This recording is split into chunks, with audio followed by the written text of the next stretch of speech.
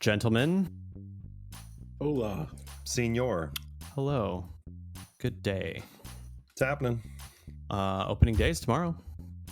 Oh, yeah. Heck Finally. yeah. Are you guys going to be able to watch?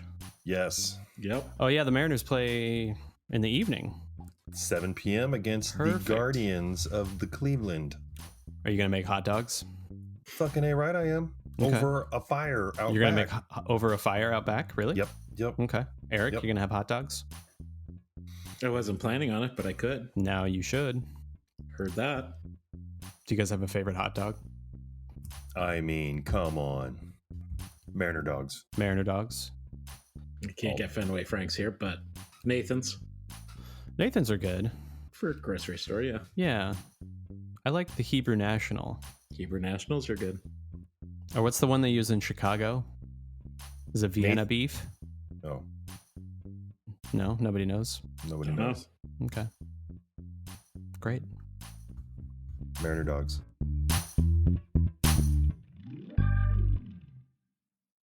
Well, do we have any predictions for tomorrow? We have a lot of good matchups going on. Yes. Lots of wonderful pitchers going against each other. I would say the one that I would want to watch is the Phillies and Rangers. Jacob deGrom against Aaron Nola. Yeah, that's a good one. Yep. That's a very good one. Seattle actually is Yes. an intriguing matchup. I was just going to say that. Luis Castillo and Shane Bieber. Yeah. Yeah. That's a good one. Eric, who is... Oh, Baltimore and Boston. Mm-hmm. How you feeling about that? Kluber. Corey Kluber. When did he become your Wait, guys' yeah. ace? Yeah. Well, he's not our ace, but we're not pitching sale opening day Why not? because the psychological effect. Cora said he wants Sale to enjoy the day and not feel under pressure to perform. What the fuck? That he's been because he's had 2 seasons where he's pitched like 5 games and then gotten injured, so they're easing him into the season. It's going to really suck when he pitches the second day and then gets injured. Gets injured. Well, Yep. okay. Yep. Thanks, guys. Thanks. Yeah, you're welcome. Just setting you Well, up for yeah. reality here. I think Eric. Alex Cora sent him up for reality. That's, why would you do that? You're an adult making adult money. Get out there and perform. You're an ace of the staff. Yeah, how much is he getting paid? But a manager's job is to manage the team. Here we go. Yeah. You're right with that, Eric, but it's still bullshit. Whatever. You know what? It is what it is. Like, I didn't make the decision. What do you want from me? You guys are going to lose against Baltimore anyways. No, we're Baltimore not. is going to No. beat you guys this year. So This is like our first home opening game in like 5 or 6 years. We're going to put on a show. of Who was it? miserable proportions. JD Martinez, when he was asked about if he was excited for opening day in LA. And he was like, well, we'll see. He was like super nonchalant about it. Just like, he's like, they did it really well over in Fenway. We'll see how they do it here in LA. Like, way to instill confidence in your new team. I'm curious about opening day at Fenway now. It's a whole deal. It's probably the same everywhere. It's opening day. Right. Mariners did like a fan day today where they did like a home run derby from the players. They did like a skills kind of contest for like fans to come out and watch, and you can run the bases after they were done practicing and do this whole interactive thing today. First time they've done that. They haven't done the fan fest kind of thing in 3 or 4 years now, obviously starting back in 20, but yeah, so it was kind of cool to see him do something like that. It's very cool. Yeah. Royals, Twins. Zach Greinke on the mound. Yeah. When was the last time he started opening day for Kansas City? He was there last year, I think. Oh, was he? Yeah. Well, didn't he go over in the middle of the season, or was that the beginning of the year? No, that was the beginning of the year. Oh, okay. Yeah, he was their opening day starter last year. But you know me, I have zero expectations for the Royals. In fact, I'm already looking forward to the trade deadline in the middle of summer to see what they do.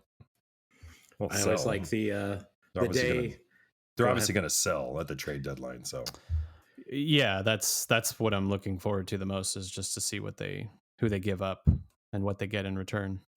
I always like the day during the season where Nick texts me that he is canceling his MLB TV subscription. that is a thing every single year. 100%. I haven't even signed up yet. I don't even know if I'm going to sign up. Oh my God, that is so good, Eric. That is so good. Every single season, you get that text. Well, Absolutely. yeah, probably starting in 2017 is when that text started, the yearly text. And it's progressively gotten quicker. Earlier. Yeah. Yes. I think last year it was probably by May that I I think sent out so, that yeah. I sent out that text. I was like, okay, I'm done. This is a bunch of bullshit. I think you sort of became like a faux Mariners fan after that because they were kind of close, you know? I don't know if the reason I wouldn't call myself a fan. They were the easiest to watch because it's You didn't have local. MLB.TV. Well, yeah, it's local here technically. Yeah. So they were the one team that I had to watch, but they weren't good enough for me to be a fan. They're It's a okay. damn shame. It's a damn shame. They were just okay. You're just okay. That is very true. Okay, let's do some quick hits. Quick hits. Power rankings came out. Yes. Starting with number 10, we have the St. Louis Cardinals. Coming in at number 9, we have your very own Seattle Mariners, Paul. Let's go. See us rise. What? You always talk about Seattle getting hate, but they're in the top 10 in the power rankings this year. This is good. Yeah. This is good. I think that there's a lot of there's not a lot of, it was some of those individual reporters over the summer and whatnot just had not a, they wanted the big super signing to put us over the edge, so to speak. But Jerry DePito doesn't work like that, man. We're there. Okay. This is our year. That's what you said. Yeah. Sure. This is our year, man. Okay. 2023. All right. Yeah. Watch. 97 win season into the World Series as a wild card winner. I would love to see that. Yeah, that'd be some amazing baseball to get them in. Eric, how close do you think the Mariners are going to get to 97 wins? Do you three think that- quarters? 3/4? Okay. What the fuck? What does that even mean? I You don't know. think they're going to get 90 wins, do you? Me or Eric? Eric. I'm looking at Eric right now. I'll give God. them 80. 80? Under? I'm leaving the studio. Where's that No, button? I think that they're going to be good, but I mean, they're not going to get anywhere in any sort of. I don't know if they're going to be in the playoffs in the postseason, but if they are, it's not going to be for long. I'm sorry, Paul. I wish Fuck everyone off. could see the fucking look on Paul's face. It is just utter disappointment. It's like I just strangled his dog in front of him. I used to support you and really care about you and your family, Eric. You just shit all over the Red Sox 5 minutes ago. Well, they suck. I mean, it's okay. It's like, look at them right now. I get it, but the Mariners, they're this close, man. This close. And I'll it's tell you what, Paul. Yes, I'll tell sir. you what. Okay. Mariners make it to the postseason. I'm a Mariners fan. Ooh. What if the Mariners and the Red Sox make it to the postseason? Well, I mean, there's no chance the Red Sox are going to the postseason. You never know. See, I mean, that's okay. We could punt on a year every now and again and jump on the Mariners bandwagon. I get it. We all get it up here. It's cool. What? The Mariners bandwagon? They made it to the playoffs for the first time in 30 years last year. It's just like we just kicked the door open. Here we are. Julio Rodriguez. Yep. Okay. It's the beginning of the dynasty. Oh, God. All right. We're moving on. Number 8. Next. Philadelphia Phillies. Yep. Probably accurate. Who was it that got injured the other day in their spring training game? Tore his ACL or something like that. Reese Hoskins. Yes. Yeah. So he's out for the season. Philly's not having some good luck this year to start it out. So we'll see if that affects it in any way. But Trey Turner is Hot. the hottest player in baseball right now. Yep. Number 7, Toronto Blue Jays. Number 6, New York Yankees. Number 5, New York Mets. And then the top 4 is kind of just as we expected. Number 4, Dodgers. Number 3, Padres, who I think were actually picked to win the World Series by the same people that did the power rankings this year. Number 2, Atlanta Braves. And number 1, the Houston Astros. Yeah, no surprises there, I would say. Those are pretty accurate in terms of power rankings. Astros, I can't pick anybody else to win the World Series besides the Astros at this point. I just can't do it. I want to. I'll pick anyone but the Astros. Yes. I see. That's the problem. Is like if I pick the Astros, my thinking is that if I pick them, then they're not going to do it. They're gonna win 80 games. No, that's what happens of an abused Kansas City fan. This is what happens when you pick the Royals or the Chiefs. Yes, that's when they do that. Exactly. Yeah, exactly. So my logic, I don't want them to be in the World Series again. I'm tired of seeing them. So hey. They're going to lose to the Mariners in the ALCS or the Division Series. Anyways, Jesus Christ. I know. Get used to it for the next 80 some weeks or whatever the fuck it is. 80 weeks. 80 weeks. The season is 80 weeks. Well, at least the games are shorter. Exactly. JT Realmuto got ejected the other day. Yeah. That was a ridiculous situation. Wow. What did the ump ever say the reason for that? Like after the game? Did he talk to anybody about that? Did he talk to everyone's about just saying that the ump thought that Realmuto was showing him up and trying to embarrass him. But, he's not going to say why. I mean, for those that don't know, like, JT held his glove up to get a new ball. And then it looks like he pulled it because it looked like maybe a ball was rolling towards him, like on the ground. And so he kind of like was reaching down for that, maybe at the same time. And he held his glove up for like a couple seconds. Yeah. And he just kind of gave up at the same time that the ump was giving him the ball. Yeah. So it just dropped on the ground and he got ejected for it. Immediately. It was a ridiculous move. It was unbelievable. I mean, it's kind of funny just looking at it, and it doesn't matter. It's spring training, whatever. But that is such a baby move by the umpire. Yeah, exactly. That's like you guys see. I forget when or what game it was, but the ump threw out the organ player for playing Three Blind Mice when they got a call wrong. I think I remember that story. Yeah. That's an ego getting crushed. That's insecurities all over the place. Small dick energy. Boom. This is where you go whoosh into the next part right there. After that, Nick. Yeah, I will. I didn't expect you to say that, Eric. That's pretty funny. MLB The Show. Talk to us. It's here. What do you got for us, Eric? It's really good. So I've been playing it a lot. Mm-hmm.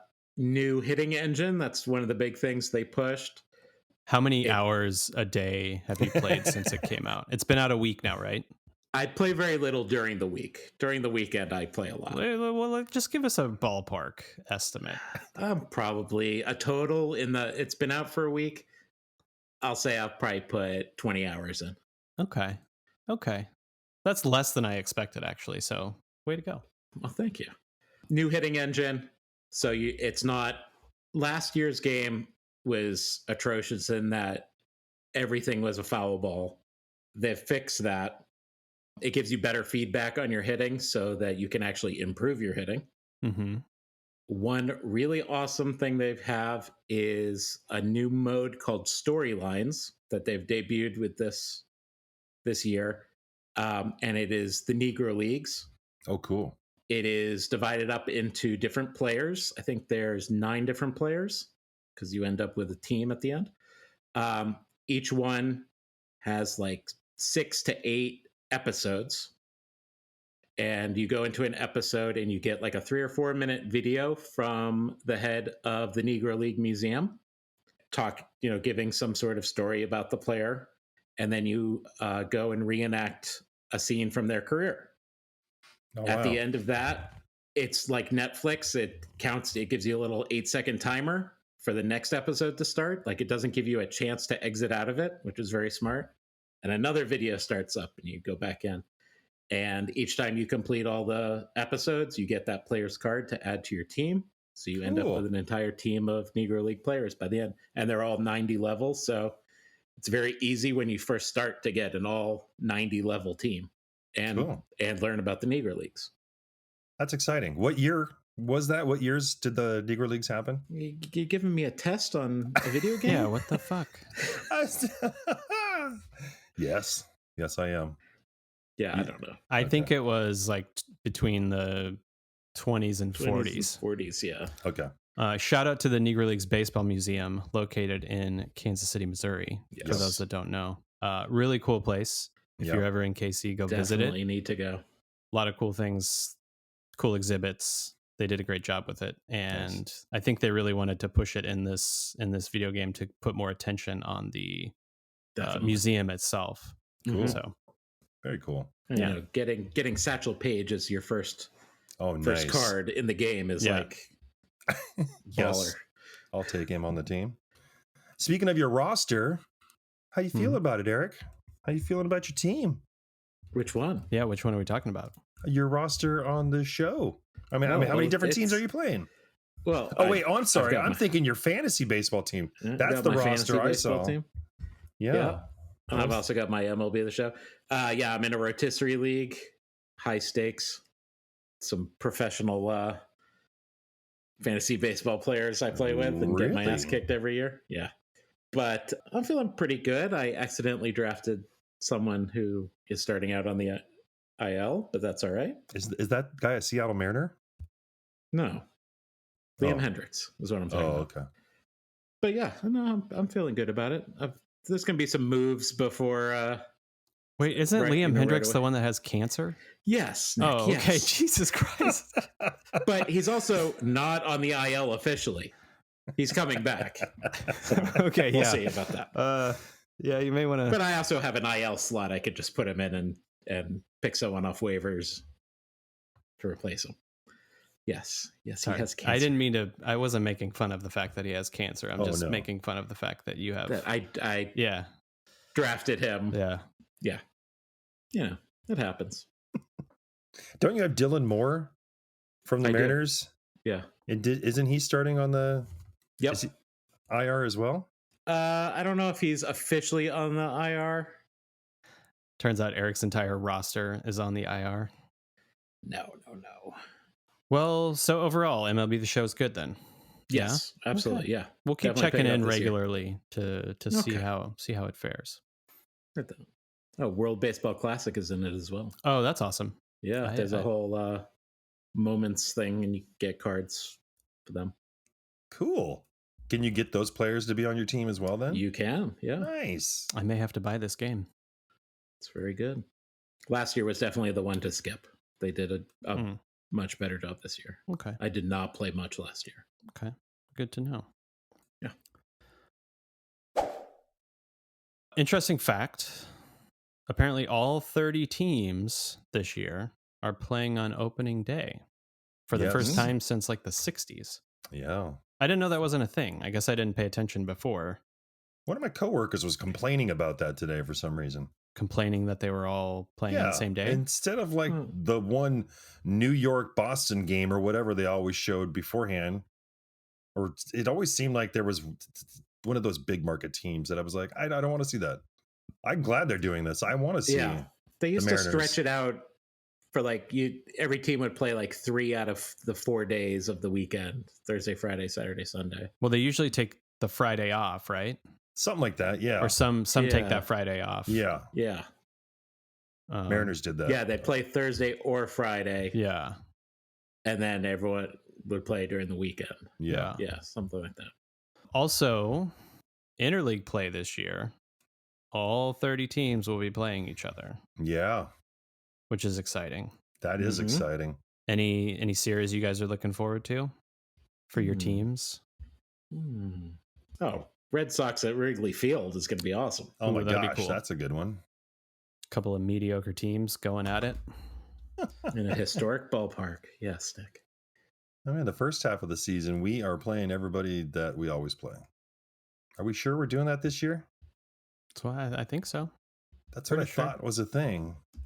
It really doesn't look like that is in the Mariners' schedule. Pittsburgh, New York, Yankees, Miami. I don't see us playing like the Mets. I'm telling you, it says right here. Oh, you're right. But all 30 teams will play one another in a season for the first time. You know what?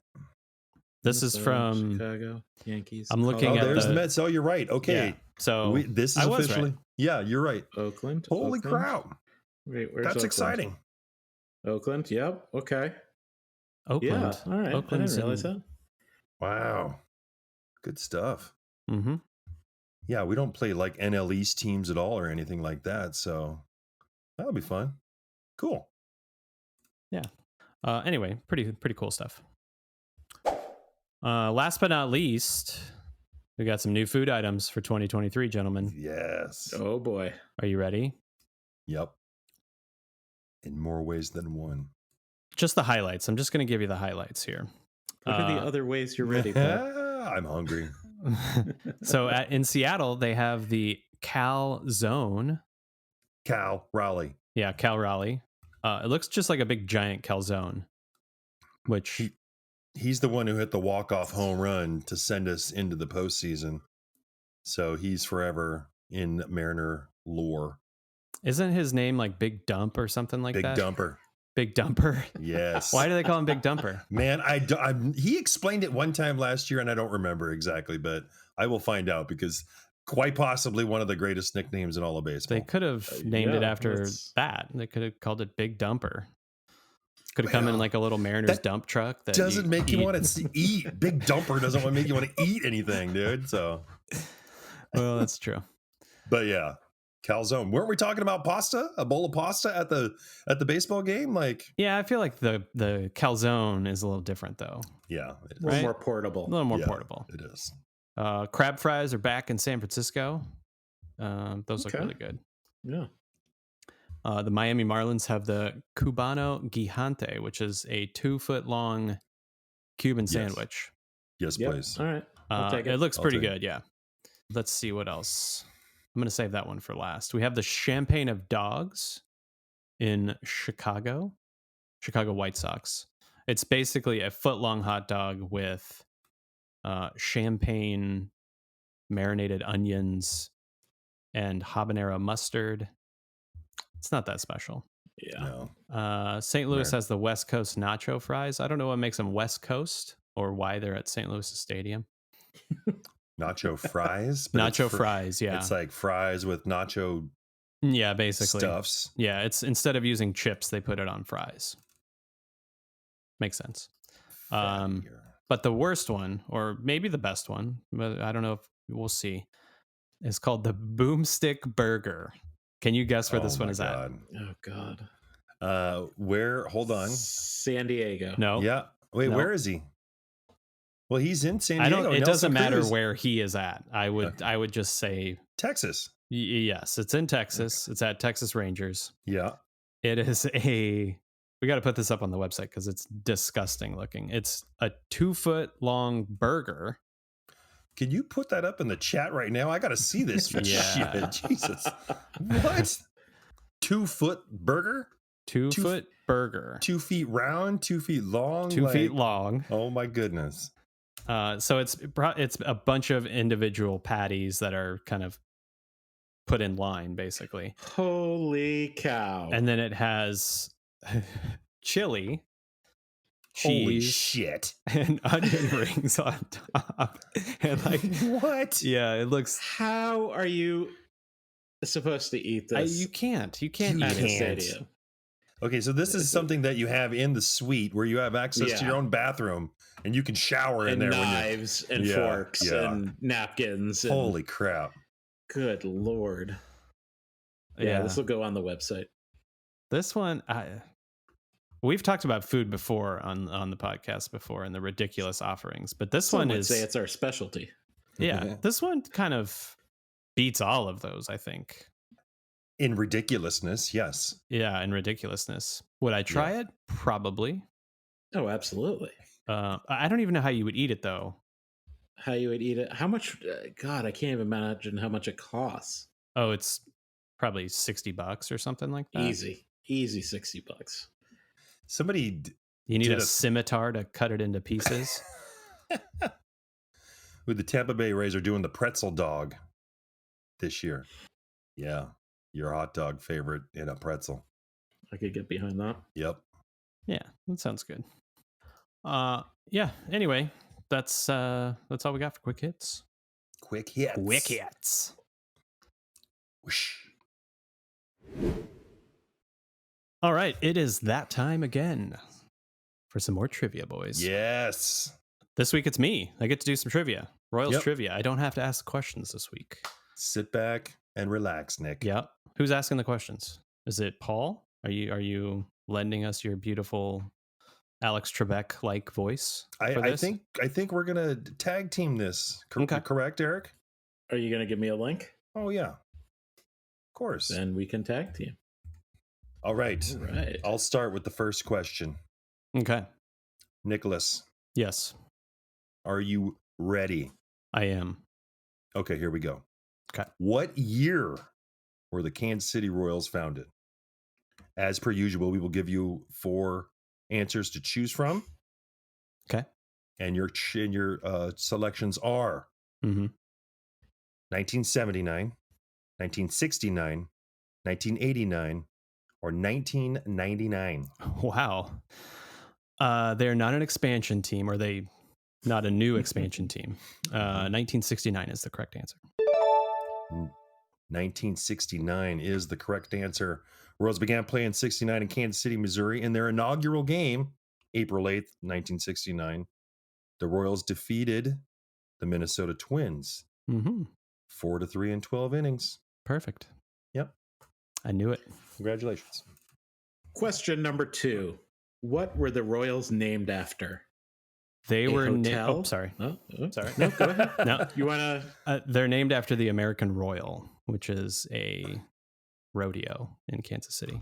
Oh. You are correct. You might assume the name Royals came from some sort of connection to royalty, but it actually pays homage to the American Royal, a livestock show, rodeo, and championship barbecue competition held annually in Kansas City since 1899. Wow. Yeah, 2 for 2, guys. Just a heads up, 2 for 2. Championship barbecue. I love it.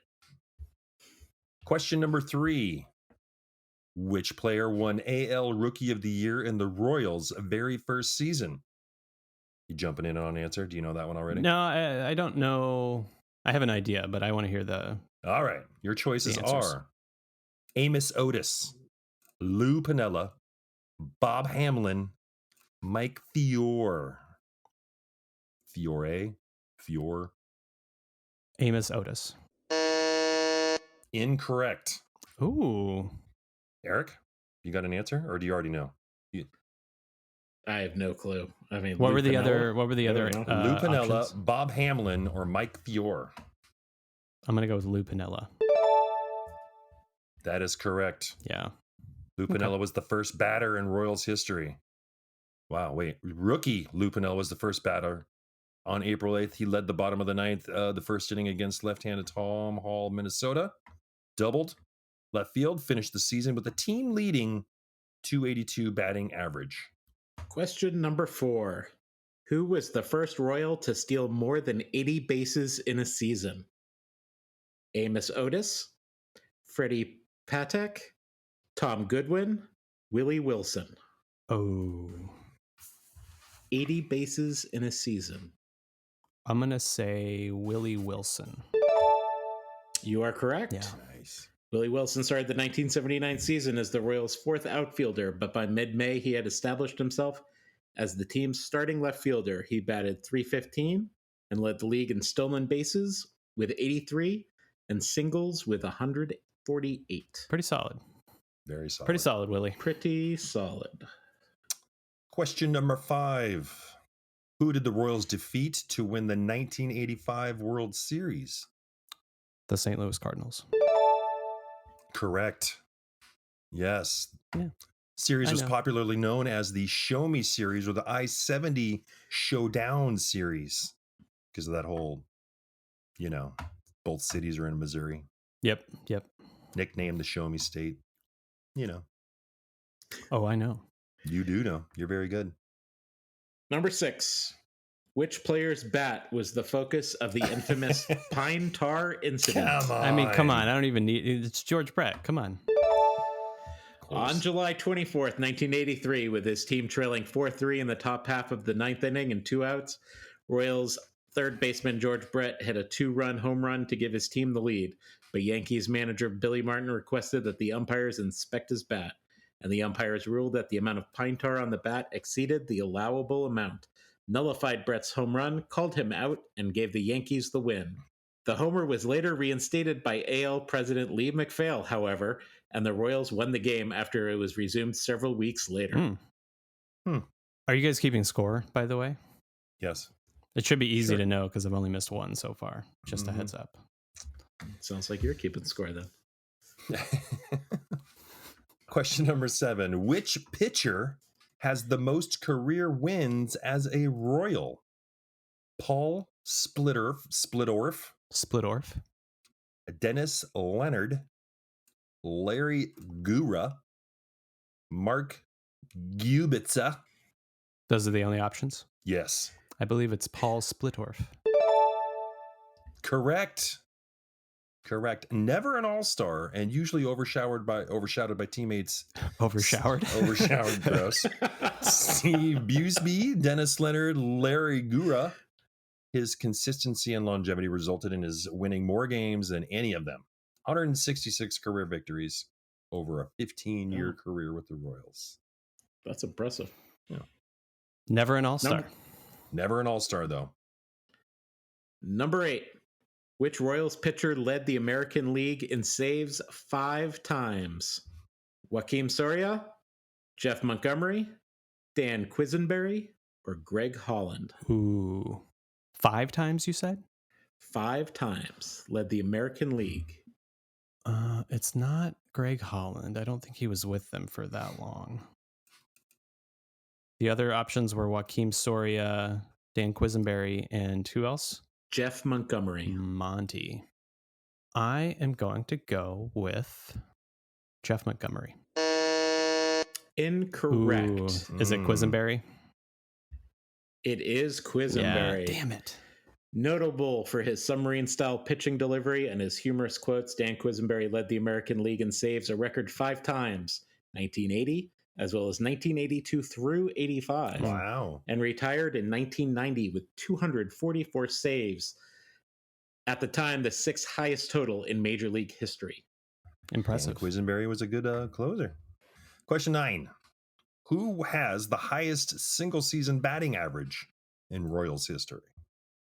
Would that be Mike Sweeney? I remember him. Hal McRae. Well, he was a Mariner for a second. And everybody was... Anyway. Mike Sweeney, Hal McRae, Johnny Damon, George Brett. And the question, because I've babbled, the question was, who has the highest single-season batting average? This is a tough one. That is a tough one.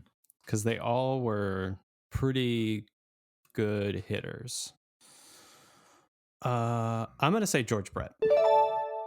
That is correct. 1980, George Brett's batting average was at or above 400 as late as, September 19th. Holy shit. And the country closely followed his quest to bat 400 for an entire season, a feat which had not been accomplished since Ted Williams in 41. Although he fell just shy of that mark, he did finish the year at 390. Wow. Number 10. Which Royals player did not win the AL Rookie of the Year award? Kevin Seitzer? Seitzer, yep. Carlos Beltran?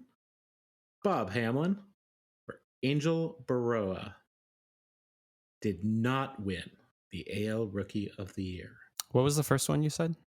Kevin Seitzer? Seitzer. I'm going to say Kevin Seitzer. You are correct. Yeah. Oh, wow. In 1987, Kevin Seitzer batted .323, leading the league in hits with .207. He also set Royals rookie records in games, hits, singles, extra base hits, walks, and total bases.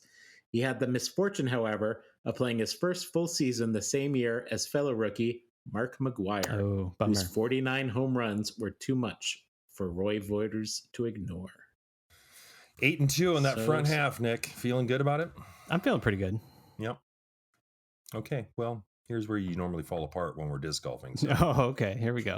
Number 11, which manager replaced Jack McKeon in 1975? Was it Dick Hauser, Whitey Herzog, Bob Lemon, or Jim Frey? Replaced Jack McKeon in 75. I think it was. Who was the first one that you said? Dick Hauser. I think it was Dick Hauser. Dick Hauser is incorrect. Excellent name, though. Very good. Whitey Herzog, Bob Lemon, or Jim Frey? Let's go with Whitey. Whitey. Yes. Yeah. Damn it. Whitey Herzog replaced McKeon in 75, and the Royals quickly became the dominant franchise in the AL Western Division. Mm-hmm. After a second place 91 win season, they won 3 straight division championships from 76 to 78, including the franchise's only 100 win season in 1977. However, the Royals lost to the Yankees in 3 straight ALCSs. Yep. And That was our damn rival, Yankees. the Yankees. God damn it, Yankees. Number 12. Who threw the first no-hitter in Royals history? Shit. Steve Busby, Brett Saberhagen, David Cohn, Jim Colburn. Brett Saberhagen. Incorrect. Mm. I don't know this one. Busby? Busby. Busby pitched the first no-hitter in Kansas City Royals history, defeating the Detroit Tigers at Tiger Stadium 3-0 on April 27th, 1973. Busby became the first no-hit pitcher who did not come to bat during the entire game, with the American League having adopted the designated hitter rule that year. Oh. So every no-hitter thrown before that, the pitcher also hit. Mm-hmm. Very good. Question number 13. Who was the first Royal to hit 40 home runs in a season? Was it Moose? Was it Bo Jackson? Steve Balboni? Jorge Soler? I think it was Mike Moustakas, and then I think Jorge Soler did it the year after him. Mike Moustakas is incorrect. Mm. Yes. Ooh, maybe I have this wrong. What were the other options? Bo Jackson, Uh-huh. Steve Balboni, Jorge Soler. Was it Balboni?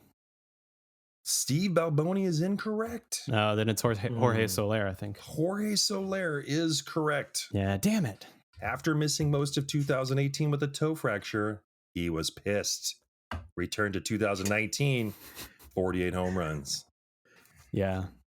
Oh, I got that wrong. I think Moustakas Hit it after Had he the- did or something. No, he hit it before him, or he didn't get 40.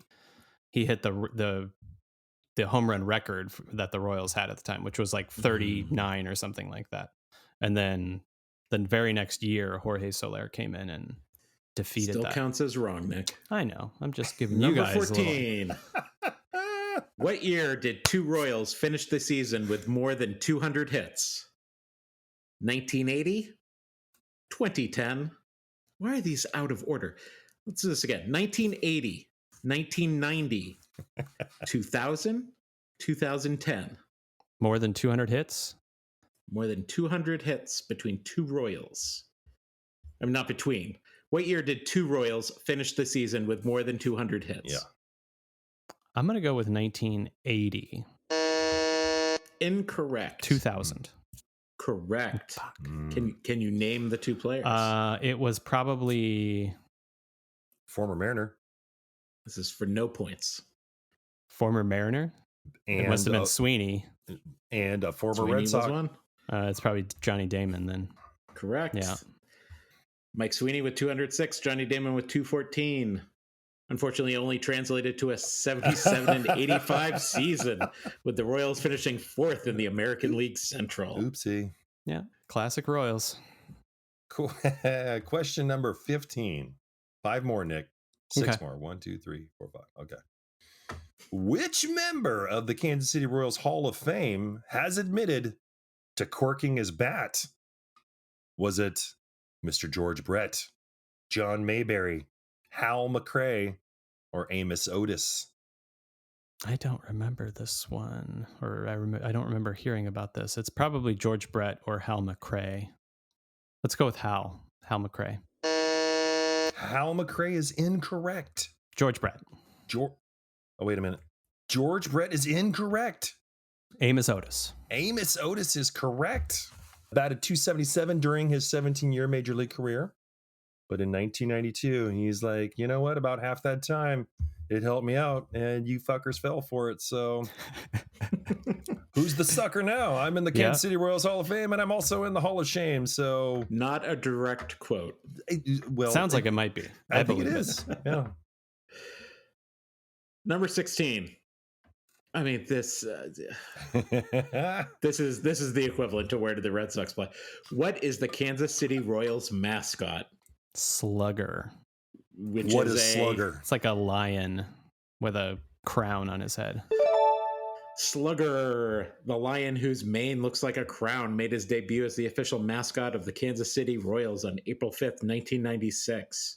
In 2009, a spectator was injured by a hot dog thrown into the stands by Slugger as part of a between-innings promotion. Oh my God. I didn't know that. The spectator sued the Royals organization, claiming they had been negligent. A jury found for the team under the baseball rule, which limits spectators' ability to sue teams for injuries arising from gameplay. There you go. But the Missouri Supreme Court reversed the decision, holding that a mascot's hot dog toss is not an essential part of baseball. Wow. On retrial, a new jury found that neither the team nor the fan were at fault and awarded no damages. Wow. Okay, hold up. How do you get injured by a hot dog? Your pride does. Yeah. What was their injury? I want to know this story. We got to look this up later. That's a bunch of bullshit. That's story time for later. Yeah. And also, just a heads up, Slugger is spelled with RRR at the end. Yeah. R. Oh, yeah. Okay. Slugger. Yeah, exactly. Okay. 17. Okay. Which player holds the single season franchise record for RBIs? Is that Hal McRae or George Brett? Perhaps Jorge Soler? Or even former Mariner Mike Sweeney? Fuck. Single season franchise record for RBIs. Let's go with Georgie Brett. George Brett is incorrect. Jorge Soler. Jorge Soler is incorrect. I don't know. Who is it? Hal McRae is incorrect. That would mean Mike Sweeney. I didn't say Hal McRae. Okay. Mike Sweeney. I said I don't know. We got to, Mike Sweeney. Okay. 144 RBIs behind only the 145 RBIs of Seattle's Edgar Martinez. But he also broke Hal McRae's 1982 team mark of 133. So, good for you, Mike. Yeah, way to go, Mike. Yep. Number 18. Which Royals batter had the most strikeouts in a season? Bo Jackson, Hunter Dozier, Steve Balboni, or Jorge Soler? Oh, shit. Those are some tough choices. Damn it. Let's go with Hunter Dozier. Incorrect. Jorge Soler. Correct.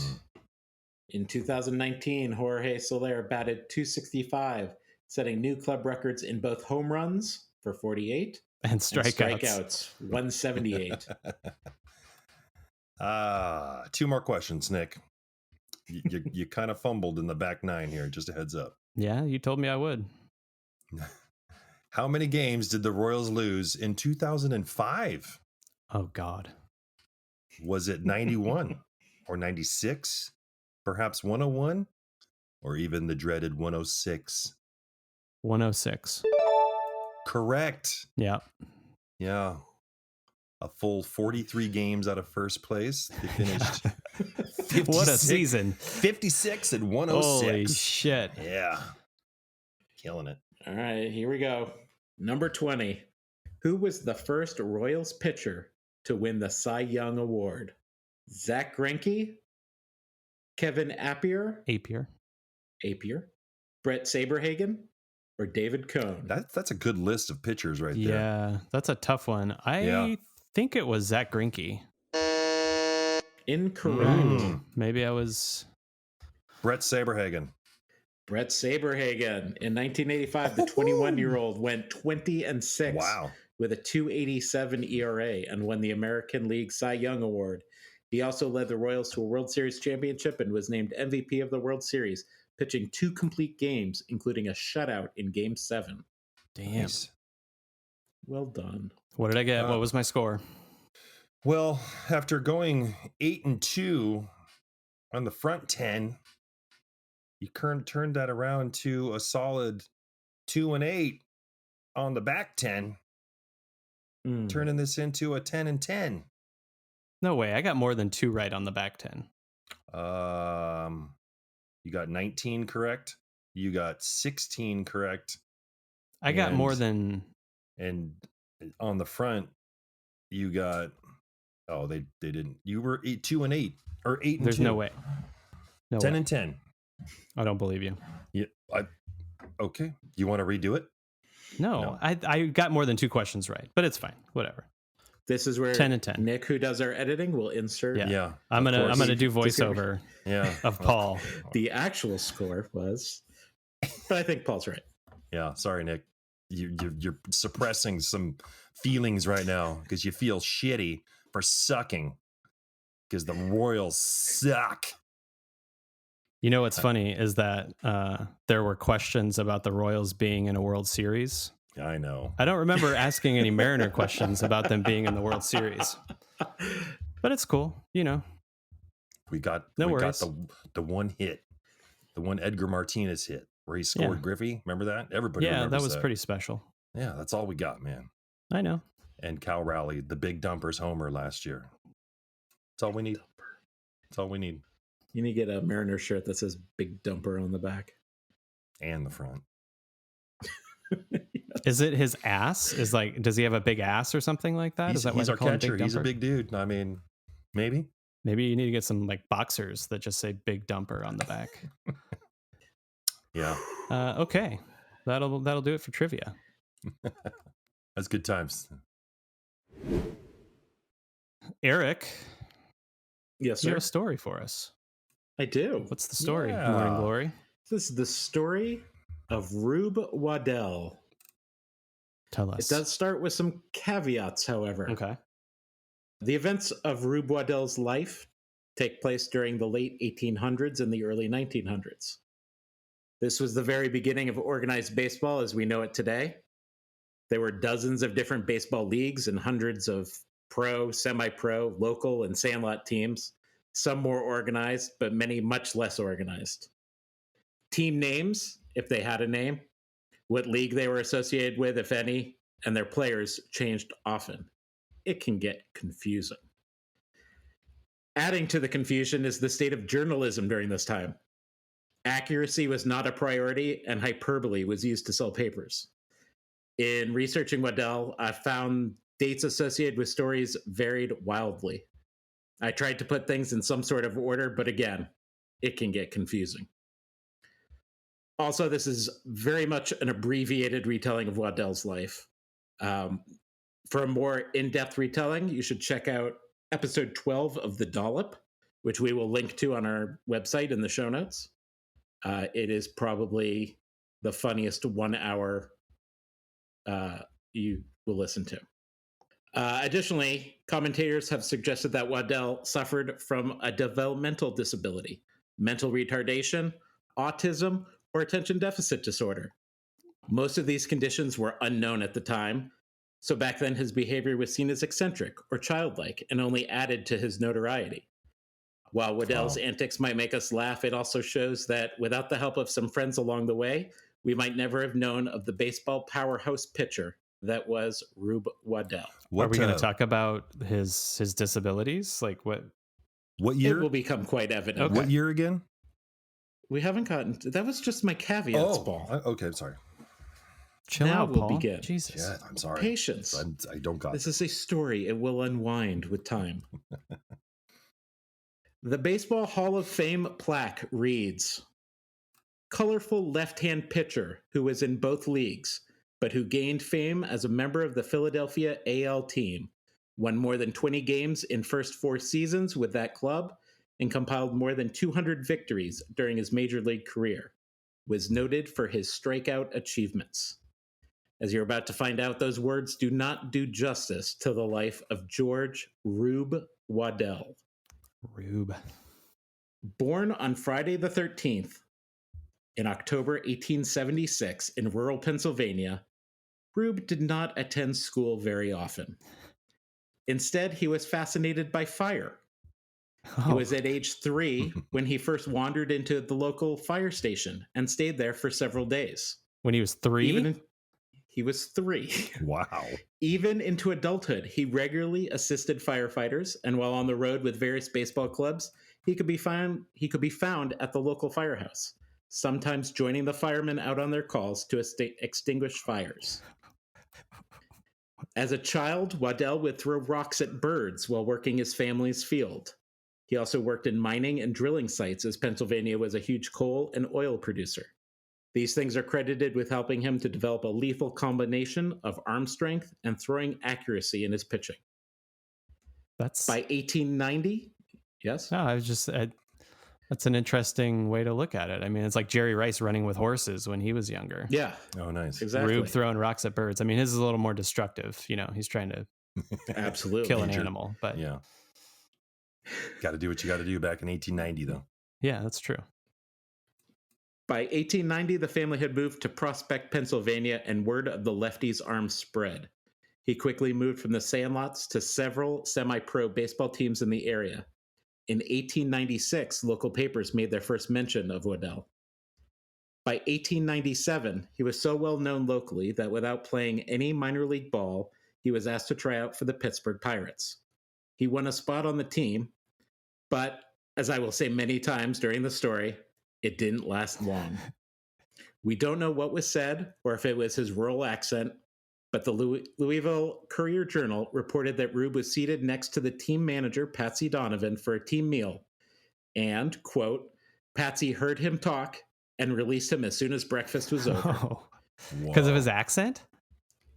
We don't know. We don't know if it was something he said or if it was his accent. All we know is that he was there for a day. I want to know what he said. Yeah. The Louisville Colonels were the visiting team that day, and hearing that he was now available, picked him up. But Louisville thought he needed more conditioning to be big league ready, so he began the 1898 season with Detroit of the Western League. His time with that team didn't last long either. He pitched 9 games for Detroit before he left because of a disagreement over a team fine. He pitched briefly in Chatham, Ontario, and finished the year in Homestead, Pennsylvania. The next year, he returned to the Western League with Columbus, Ohio, where he went 26-8 before rejoining Louisville in the final month of the season when he went 7-2. Okay, I have a question. Yes, sir. Was he still fighting fires during all this time? Like, was he going his entire life? Was he going to like these towns and being like, "Hey, I'm a volunteer firefighter and a baseball player"? Pretty much. Yep. Okay, way to go, Rube. And as you will find out, sometimes, middle of the game. Wow. Spoiler alert. By 1900, the owner of the Louisville team also had a financial interest in the Pirates and arranged for a trade of 10 Louisville players to Pittsburgh, including Waddell. It was during this time that the mystique of Waddell truly began to grow. It is written that while he was dominant on the field, he was easily distracted. If he heard a fire truck go by the stadium, he would run after it to help the firemen. Opposing teams would use shiny objects in the dugout to distract him. Oh my God. Fans of the opposing team would bring dogs with them to the game, and sure enough, Waddell would run over and play with them. What? He'd often walk off the field in the middle of a game to go fishing. Wow. And during the off-season, he had a job wrestling alligators in the circus. Where would he go fishing? Like, he would just leave the stadium entirely and just go fishing? Accounts are scarce, Nick. These are just, stories from the newspaper. Lore. What? Doesn't mean that they're 100% accurate, but they're also not completely made up. Sure. Waddell didn't do great during this stint with Pittsburgh. While he had a 2.37 ERA and was second in strikeouts with 130, he finished the season 8-13 and missed 2 months due to a suspension. During the suspension, Milwaukee's American League team needed pitching, and Louisville allowed them to use Waddell. Waddell was hesitant, but Connie Mack, manager of the Milwaukee Brewers, promised him a 3-day fishing trip if he pitched one game.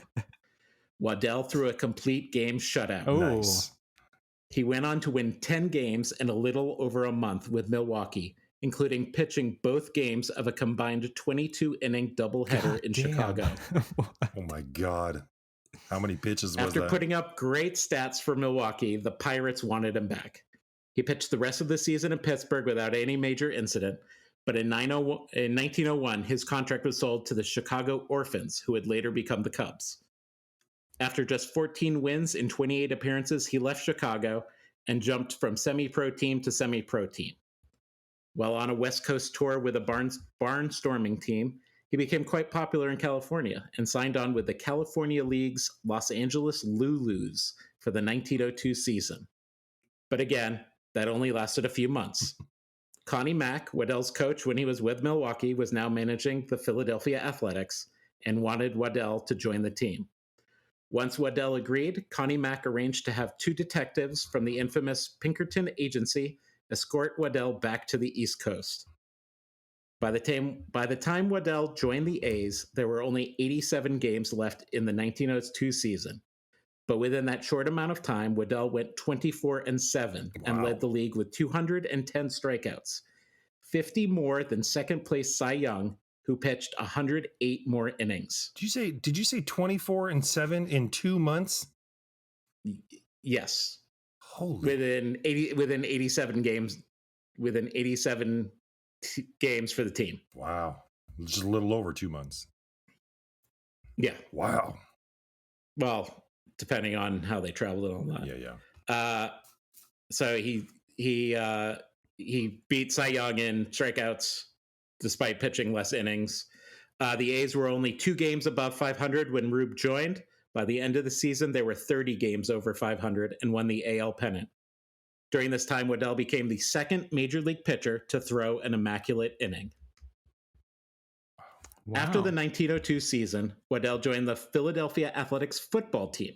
This is in the between baseball seasons. Also coached by Connie Mack. But Waddell never played in a game. When a new player tried out for quarterback, Waddell tackled him and broke the new player's leg. Yes. Fearful that Waddell would injure himself and ruin his baseball career, he was removed from the team. Later on, Waddell would return to his family's home in Pennsylvania and play with local football clubs between baseball seasons.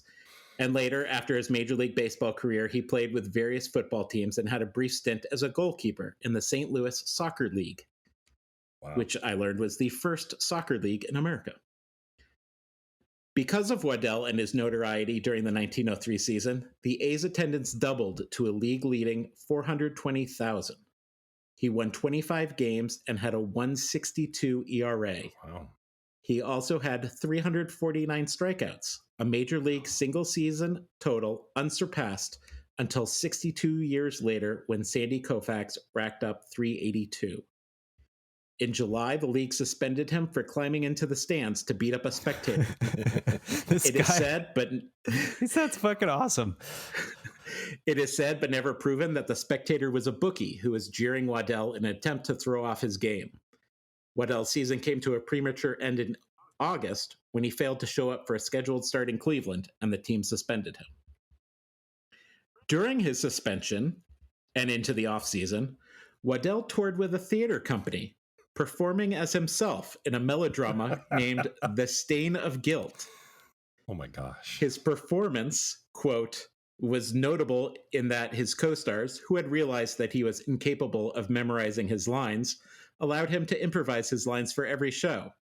The play was critically acclaimed and was much discussed for a scene in which Waddell lifted the actor playing the villain and threw him across the stage with ease. Waddell used his newfound stardom as an actor to negotiate a higher wage for his baseball career, end quote. But even that didn't last long. After numerous disagreements over pay, the theater company kicked Rube out during its run in Philadelphia, dumping his bags in the alley behind the theater. He made his way to New Jersey, where, living in a firehouse, he tended bar until the start of the 1904 season. During this off time, it was also reported that Waddell, quote, saved a woman from drowning, accidentally shot a friend through the hand, and was bitten by a lion. This guy doesn't No sound further real. details given. Wow. This guy's The exciting. 1905 season was even better for Waddell, at least statistically. He led the AL in strikeouts, 287, games pitched, 46, ERA, 148, and wins, 27. Damn. His most spectacular victory was a 20-inning contest against Boston's Cy Young on July 4th, 1905. Both future Hall of Famers went the distance, and Rube performed cartwheels off the mound once the A's secured the 4-2 victory. 20 innings? They pitched an entire 20 game. inning. Yes. Holy shit. Damn. According to legend, Rube bartered free drinks with the ball he used to defeat Young in the game. Before long, dozens of bartenders had this, quote, genuine souvenir in their possession. Around this time, he was sharing a room with teammate Ossie Schreckergast. Schreckergast would later refuse to share the room until a contract clause was created which would bar Waddell from eating crackers in bed. Why? I imagine he ate a lot of crackers Probably in bed. loudly. Probably. Yeah. Just, yeah, What a yeah. weird thing. Waddell also gained even more fame and popularity for saving the lives of people inside a department store when he picked up a burning oil stove that had overturned and carried it out of the building before it could start a fire. A burning oil stove? Picked it up and Yes, sir. carried it? Jesus He's been around a lot of fires. He knows how to do it. But 1905 ended badly. On September 8th, while the team was changing trains in Providence, Waddell and teammate Andy Coakley were having a tussle over a straw hat. Rube fell and injured his shoulder. He appeared in the last 2 games of the season, but was ineffective, and he didn't appear at all in the Athletics' 5-game defeat in the World Series against the New York Giants. The rumors at the time said that gamblers paid Waddell to sit out the series. Connie Mack feared Waddell would never be the same. In 1906, Waddell went 15-17, but still managed 8 shutouts. Despite Waddell's drinking escalating, he was able to improve his record to 19-13, but was again ineffective as the A's battled with Detroit for the AL pennant. During a pivotal game against Detroit, Waddell came in as relief, but quickly gave up the 3-run lead, and the game ended in a 17-inning deadlock. The team's morale plummeted after the game, and in the, quote, interest of team harmony, Mack sold Waddell to the St. Louis Browns for $5,000. Wow. Though still successful at baseball, Waddell's drinking was taking its toll, and he was no longer the superstar he once was. In 1910, he collapsed on the mound in the middle of the game and was moved to the minors shortly thereafter. While his baseball had slowed, his heroics had not. In 1912, the town of Hickman, Kentucky was threatened by the rising Mississippi, fed by a record amount of melting snow to the north. Waddell was in town on a hunting trip when the levee finally gave way. He quickly joined several men in stacking sandbags. When a mother and child were trapped in a house by the floodwaters, Waddell, along with the local reverend and a teenager, rescued them. Waddell would catch pneumonia from his heroics, and it took his strength from him for good. He would catch pneumonia again in 1913, and later that same year was diagnosed with tuberculosis and moved to live with his sister in San Antonio, Texas. His health never recovered, and he was placed in a sanitarium until he died at age 37 on April 1st, 1914. All that happened before then? Oh my gosh. His care at the end of his life was paid for by Connie Mack and one of the owners of the Philadelphia Athletics, the team where he had spent his best years. Waddell was elected to the Baseball Hall of Fame in 1946 by the Veterans Committee that looked to enshrine a number of players from his era and the previous century who had contributed to the growth of the game. No one could resist his combination of larger-than-life personality and raw talent. Wow. And again, listen to the dollop because there are more like crazier, less documented stories about him that are just insane. But yeah, he wrestled alligators. He rescued people from fires. This is amazing. Yep. He doesn't sound like a real person. Does not. No, not at all. If they made a movie about his life, you'd be like, this is ridiculous. It would have to be a This is trilogy. just slapstick comedy. That's awesome. Yeah. Good story. Great player, apparently. Yeah. Yeah. I mean, amazing pitcher. Yeah. It's when men were men. It's every fifth day. I'm gonna pitch both games of a doubleheader. Yeah. They also beat up people in the stands. How big was he? Like, what was he? A pretty big dude? Question. Not like big dumper size, but yeah. I feel like he's probably a pretty big guy if he's wrestling alligators and just kicking ass in the stands. You know, he's got to have taking names. Either that or he's like really short and he just has that like that attitude. 6'1", 196. Okay, so not terribly large, but pretty big for that time period, I guess. I would assume. Yeah. Total innings pitched 2,961 and a third. Good God. He threw a lot of baseballs. 407 games. Damn. How many different teams did he play for? Depends what you define as a team. Major league teams. Major league teams. I think like even Baseball Reference, it just gives career stats. Yeah, I don't know. Super interesting though. Yeah, definitely. Great story, Eric. Yep. Thanks for sharing. According to Wikipedia, 5 teams. Okay.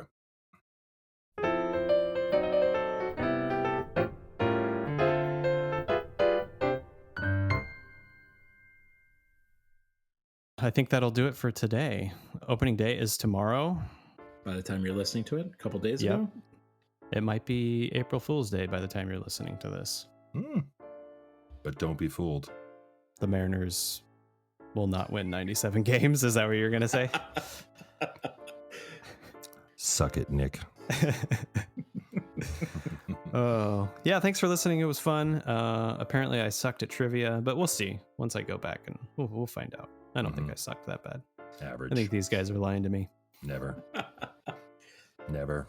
I'm sure next week we'll have a recap of the first week, the opening week of baseball.